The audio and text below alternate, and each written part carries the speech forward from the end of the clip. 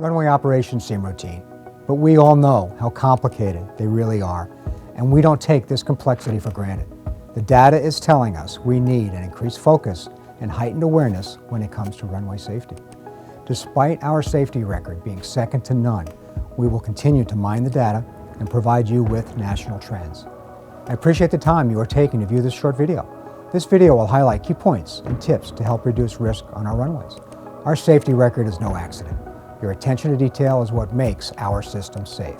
Thank you.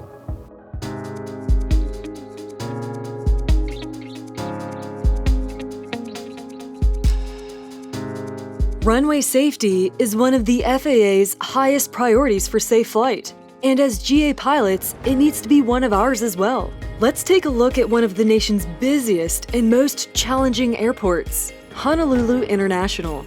In this video on HNL, we focus on two runway safety issues: hold short lines between parallel runways 4 and 22, and wrong runway landings.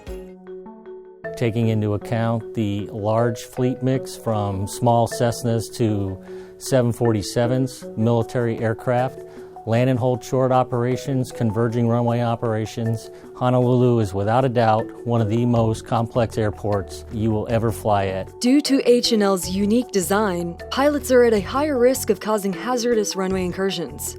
You may be thinking, that could never happen to me. But unfortunately, it does happen, and it can just as easily happen to you. The biggest contrast to typical airport operations across the country relates to HNL's hold short lines between parallel runways 4 and 22. Aircraft cannot stop between runways 4 and 22 without being within the runway safety areas of both runways. After landing, a pilot typically clears the landing runway by crossing the double-dashed yellow lines. But at HNL, the hold short lines between these runways are reversed from what a pilot would normally expect to see. Until you are cleared by ATC to continue across the adjacent runway, you must hold short at the first double solid yellow hold line you come to and remain on your arrival runway. This protects the parallel runway for a takeoff or landing. The tower is aware that your aircraft is not clear of the landing runway and protects the runway behind you. The Hnl Airport Diagram identifies high-risk areas as published hotspots, which emphasizes the importance of familiarizing yourself with the airfield by reviewing a current and approved airport diagram. The close proximity of the approaches to runway 4 left and 4 right create a dynamic situation for all pilots landing on those runways. Due to the layout at HNL, pilots are also at risk of committing a wrong runway landing. Here, you can see the close proximity of the two runways and the full-length taxiway Charlie. Identifying which runway is critical, and remembering that 4 left approach end is staggered about 2,000 feet east of 4 right.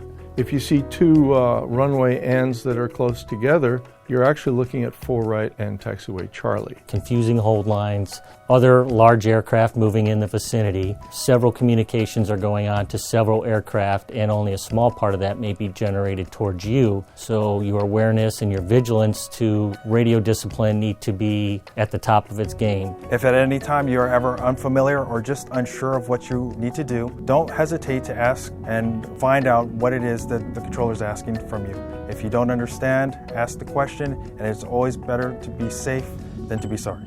We must make runway safety our priority and use these best practices when operating at Honolulu International Airport to reduce GA runway incursions. Working together, we can all contribute to the safest aviation system in the world. It's just critical to be aware of the fact that we're just a small part of what's going on. There's a lot going on at this airport.